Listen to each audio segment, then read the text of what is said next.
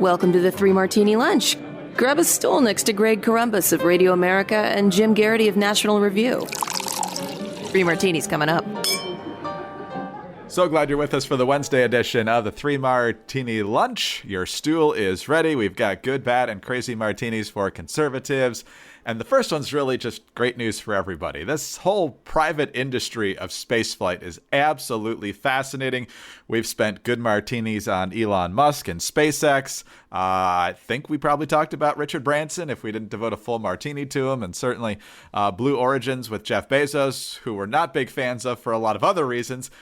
But this whole private industry going into spaceflight, especially when NASA has scaled back so much in the past decade plus, just amazing to watch. Watching the solid rocket boosters actually land on a specific landing pad compared to what they used to do when we were kids with the space shuttles and stuff. Jim's absolutely amazing. The big headline today, of course, as the Blue Origin's New Shepard mission went into space, was that Captain Kirk was on board. 90-year-old William Shatner, breaking the record for the oldest person in space. And of course, anybody who's been fascinated with Star Trek is loving this opportunity to see Captain Kirk go up there, return safely to the Earth. Of course, that's a really important part too, which happened. It was delayed a little bit, but everything seemed to go smoothly once the launch happened. It was about 11 minutes. So watching William Shatner get that opportunity and watching the private sector at work in such an amazing way. Very cool.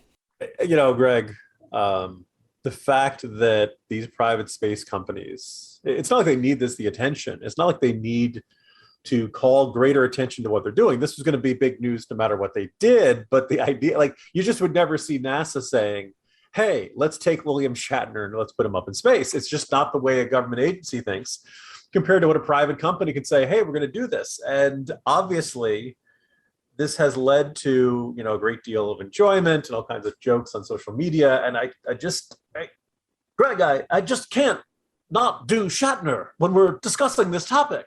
It's too irresistible a force, because there's two things you need to notice about this particular Blue Origin mission into outer space, where no man has gone before. The first, did you take a good look at the uniforms? You notice they're all blue, Greg. No one goes into space with William Shatner with a red shirt. They know it doesn't work out well. The second observation, Shatner's there. He's strapped in. They're ready for blastoff, and he's ready to move beyond the surly bonds of Earth. He looks out the window. Greg, there's a monster on the wing. Can't you see it? It's on the wing. Yeah, I spend way too much time running around the house doing my Shatner impression. Very good. Very good.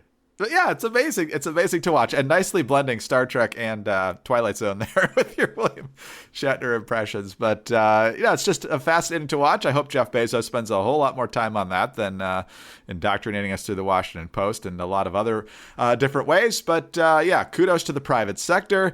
There may be some federal grants involved here, but I don't know exactly what the story is on that. But nonetheless, with our official space program mothballed in certain ways, it's great to see the private sector stepping up. And you never know what sort of research is going to come out of that. So many different products, maybe even medicines, different things, not just Tang, has come into our everyday lives because of the space program. So hoping that continues to be the case. And of course, glad everybody's home safely. The question now is, do you go get Patrick Stewart? Do you go get George Takei? Do you get Walter Koenig? LeVar Burton would probably ask to go and then be denied, like Jeopardy. And, that would be sad.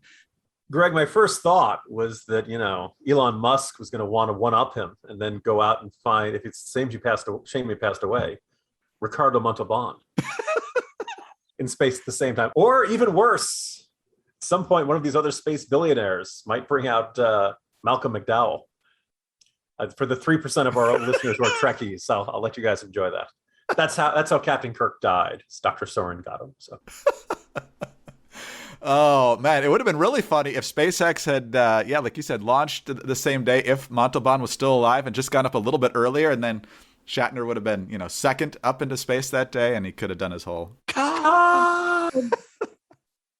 All right. Nerd time is over. Let's move on to our fantastic sponsor for the day, and that is Wild Alaskan Company. We all know we should be eating more fish to get our omega-3s and proteins, but the seafood counter can be very intimidating and sometimes pricey. Which fish tastes the best? What type of cut? Can you really be sure about the quality? Well, Wild Alaskan Company takes the guesswork out of buying wild-caught seafood. We just had some delivered to the house a couple of days ago. It defrosted real easy. It absorbed the flavor from the marinade. It was just, everything you'd want in a fish. Wild Alaskan Company delivers high-quality, sustainably sourced wild-caught seafood right to your door. Each shipment contains premium cuts of individually wrapped portions of delicious seafood that are ready to prepare and easy to cook. Choose from salmon, cod, halibut, and more, or a combination of them. And every month there are different specials to explore. Now, Wild Alaskan Company seafood is how nature intended it to be, which means it's always wild, never farmed or modified, and it contains no antibiotics. You can adjust, pause, or cancel your membership anytime, and they offer a 100% satisfaction guaranteed or your money back. Yeah, we love Wild Alaskan Company too. We have had the salmon. We also got a new box recently. Can't wait to not only have more salmon, but there's cod in there. Other types of fish. Very, very excited to know that that's going to be an excellent meal very, very soon. And right now, 3 Martini Lunch listeners can get $15 off your first box of premium seafood when you visit wildalaskancompany.com/martini. That's Wild Alaskan, ALASKAN, company.com/martini for $15 off your first box. wildalaskancompany.com/martini. Now be sure to use our URL to let them know that we sent you. All right, Jim, we have to get back to regular ugly politics now. For that and our bad martini, we head to House Speaker Nancy Pelosi. She was at a press conference up on Capitol Hill yesterday. And Nicole Killian of CBS News says, our polling shows that most Americans have no idea what's in your legislation, so do you need to do a better job of selling it? And Pelosi's response on a couple of different levels is quite telling. Here's what she said. Our latest CBS News poll shows that only about 10% of Americans describe themselves as knowing a lot of specific things that are in the reconciliation package, and that the majority don't know anything at all. So do you think you need to do a better job at messaging, and going forward, how do you sell this if ultimately you have to? Well, I think you all could do a better job of selling it, to be very frank with you, because every time I come here, I go through the list. Family and medical leave, climate, the issues that are in there. Well, first of all, Jim, the fact that at the very end she couldn't actually remember what was in the bill herself was pretty telling. A lot of stuff, obviously, with that price tag. But the idea, Jim, that she expects the media to not only explain what's in it, but to sell it, quote unquote, is amazing. The question is whether the reporters in the room are going to be like, oh, yeah, okay, we got it. Yeah, I guess, Greg, we should be pleasantly surprised. The response was not, "We're sorry, Madam Speaker. We didn't mean to let you down. We'll try harder." Maybe this is another one of those Michael Kinsey gaffes where a politician accidentally tells the truth. I think this is kind of revealing that Speaker Pelosi believes the job of the media is to go out and help the Democrats sell their agenda. And if they're not doing that, then something's wrong, and that this is bad journalism, and that someone's being derelict in their duties and something like that. Kind of this couples with something we were talking about earlier in the week where Democrats were like, wait, we're throwing money at people. Why are people not loving us? Why are people not exciting? And I kind of, talked about that. We've had a whole bunch of the core concepts of what it takes to succeed in politics challenged over the last decade or so. There was a time where, being a complete political outsider in the form of Donald Trump, or being a relatively inexperienced senator in the form of Barack Obama, were seen as impediments to political success. And in fact, actually now, both of them succeeded in being elected to the presidency. That's the idea that you had to be in politics for a while, the idea that you needed experience. Well, it turns out, no, the public didn't. Half the things Trump did were seen as unbelievably controversial and antagonistic and really riled people up. And that was not enough to stop him from being elected in 2016. And I think a lot of people who like him would say, no, that was a big core part of his appeal.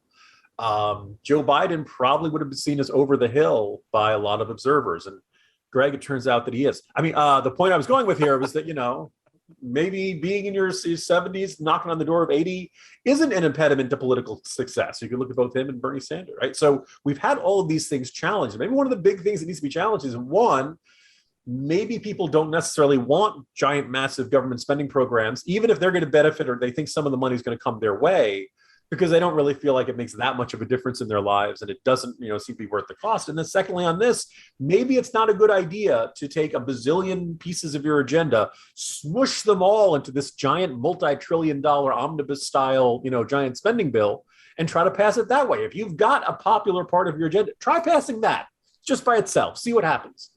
I think I have a hard time believing you'll be working out for Democrats worse than their current approach is working for them now. No, I think that's a good point, and I think it speaks very poorly of most Democrats on Capitol Hill. I mean, you've got Manchin and Sinema in the Senate and a handful or less House members on the Democratic side who aren't in love with the reconciliation bill. That means literally everyone else is pretty much whatever leadership wants, whatever Biden wants. I'm totally on board. Not pushing for really any major changes or subtractions, additions, anything else. But they're just going along with whatever leadership throws on the table without any sort of negotiation effort whatsoever, which is pretty sad. But, Jim, usually we have a kind of a weird, dark ending to our good martinis. How about a bright ending to our bad martini today? Because Kyrsten Sinema has talked a little bit with Politico. She says she's not negotiating with Schumer or Pelosi. She's only negotiating with the White House. And she tells them, I'm not mysterious. It's not that I can't make up my mind. I communicated my agenda, like in terms of spending amount and what program she wants, in detail. They just don't like what they're hearing. If that wasn't good enough, it says there really isn't anything known as Manchinima, but we said cinnamon, because Manchin and Sinema, in addition to not liking the bill that the Democratic leadership has thrown out there, they aren't in agreement on what they want to change. So there's a lot of problems happening right now for the Democrats to get to 50 plus Kamala. So I think that's a nice way to end a bad martini. All right, let's move on to My Pillow and the wonderful products they offer our listeners. We always talk about the pillows and the towels and the slippers and so forth, but the sheets are fantastic as well. So comfortable, so soft, by far our favorite set of sheets. And for a limited time, 3 Martini Lunch listeners can buy one and get one free on any Giza Dream Sheets. All you have to do is use our promo code MARTINI when you go to mypillow.com. Imagine sliding into the most comfortable sheets you will ever own, guaranteed. These sheets are made from the world's best cotton, which is grown only in a region between the Sahara Desert, the Mediterranean Sea, and the Nile River. The long staple cotton makes these sheets ultra soft and breathable. They're available in a variety of colors and sizes. They're machine washable, and they come with a 60-day money-back guarantee and a 1-year limited warranty. For a limited time, buy one, get one free on all Giza Dream Sheets. Go to mypillow.com, click on the radio listeners square, and use the promo code MARTINI at checkout. Or call 800-874-0104 and find deep discounts on all MyPillow products. That includes the MyPillow mattress topper, the MyPillow towel sets, and so much more. Don't miss the sale of the year. That's mypillow.com. Promo code MARTINI, or call 800-874-0104. Sleep better with mypillow.com. All right, Jim, we have roasted the Democrats in our bad martini. We need to do that a little bit here in our crazy martini for a Republican member of Congress, and it's one we like. Michelle Steele, brand new Republican elected in Orange County, California, knocked off Harley Ruda to win back a seat that Republicans held for a very long time. But her latest legislative proposal seems a bit off target. One of the things we've talked about recently is the fact that we've got a supply chain issue. And one of the reasons for that is you got a ton of cargo ships off various coasts of our country who can't get into port. Rack 'em, stack 'em, and pack 'em, as Fred Thompson said in Die Hard 2. And then, as a result, one of those ships, or maybe multiple ships, tried to drop anchor off the coast, and they believe that might be the reason for the ruptured oil pipeline off the California coast in recent weeks. And so, Michelle Steele is introducing legislation. Her legislation would ban cargo ships off the coast of Orange County. As she says on Twitter, ships anchored for weeks and months off our coast likely caused last week's oil spill. Reports show that the pipe, quote, may have been struck several other times by ship anchors off the coast. Her legislation, the SHIP Act, would ban cargo ships from idling or anchoring in the coastal waters of Southern California for the next 180 days. She says it's time to get the ports working again and get these ships moving and out of our waters. Well, Jim, getting the ports open, getting the ships in there would be the way to solve this. Banning ships from idling off the coast when they can't do that would be like legislation banning traffic jams because people are stuck behind an accident. Yeah, I was going to say, getting angry at the ships sitting out there. Well, the ships don't want to sit out there. The ships want to get their goods into port as quick as they possibly can, get them unloaded, and then get on to the next job. That's, load up the new stuff. I've generally people who are watching this dynamic. There's been a somewhat too convenient explanation for why people aren't going back to work. We've talked about the bad economic numbers and kind of this frustrating state of, why are people having a hard time? Why are employers having a hard time finding workers and stuff like that?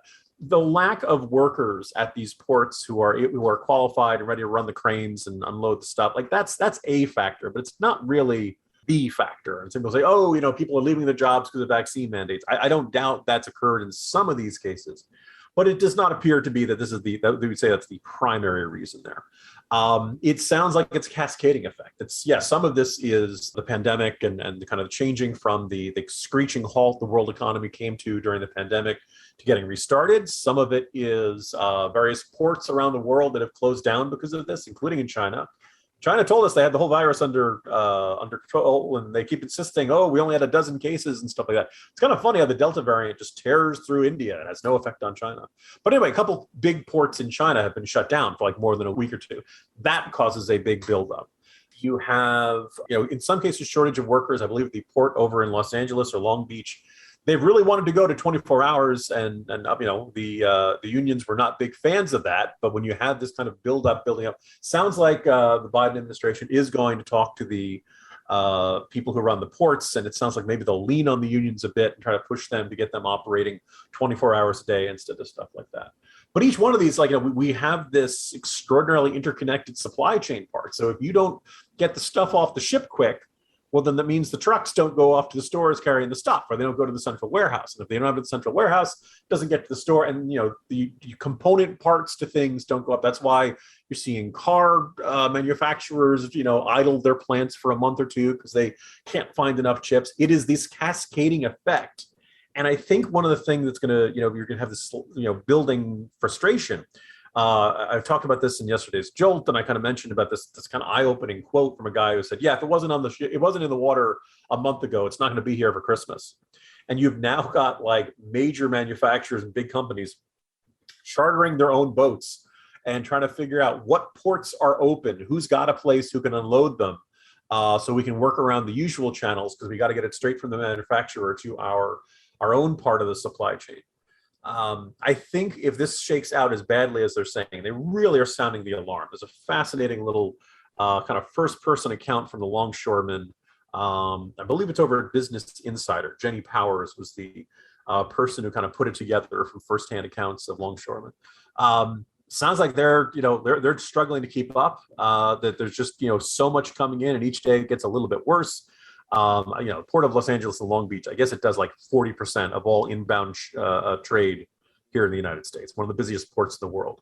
Once a buildup starts, it is hard for them to catch up. They just don't have the manpower. They just don't have the equipment. They just don't. And it's not like you can just take somebody off the street and say, okay, go operate a power crane. You need people who are properly trained for this sort of thing. And it's also possible that during the pandemic, people who were thinking about retirement retired, people who were thinking of leaving the industry moved on to something else. And everybody kind of just, the supply of trained workers is just not, readily accessible the way people were hoping it would be. So you add it all up, it's a really complicated problem. And if things get worse, my guess is that as much as the Biden administration might be saying, oh my God, Afghanistan went so badly. And, oh my goodness, the situation on the border, and God, people are complaining about inflation. If the store shelves are empty come Christmas, that's going to make all of the previous problems of this year look like a tea party by comparison. So the problem is not the ships. Sorry, Michelle. We love you. You're great, but just seems really off base on this one. Off target on that one. At one point, I read this as she just wants them to, linger off the coast somewhere else than Orange County. But no, it says no idling or anchoring in the coastal waters of Southern California for the next 100 Where do you want days. them to go? Just further offshore, I guess? I don't. That's not really fixing the problem. It's a parking space issue. Exactly. All right. Well, let's hope we can start getting some stuff unloaded back at a normal pace. But until then, Jim, we'll do it again tomorrow. See you then. See you tomorrow, Greg. Jim Garrity, National Review. I'm Greg Corombos of Radio America. Thanks so much for being with us today. Do subscribe to the 3 Martini Lunch podcast if you don't already. I mean, where else are you going to get those kind of William Shatner impressions? It's literally a treasure right here on this podcast. Tell your friends about us as well. Thanks also for your 5-star ratings and your kind reviews. Those are extremely helpful to us. Get us on those home devices. All you have to say is play 3 Martini Lunch podcast. Follow us on Twitter. He's at Jim Garrity. I'm at Dateline_DC. Have a great Wednesday, and please join us again on Thursday for the next 3 Martini Lunch. American veterans leaped into action to save American citizens and our Afghan allies when our government did not. But did you know why they did it? And how much our veterans are struggling as they watch Afghanistan taken over by the Taliban? On the latest Sarah Carter Show, I'll be joined by retired Lieutenant Colonel Scott Mann of the Pineapple Express to discuss why Americans need to understand the sacrifices of our heroes and how he's trying to help veterans heal. Subscribe to the Sarah Carter Show at Apple, Spotify, or wherever you get your podcasts.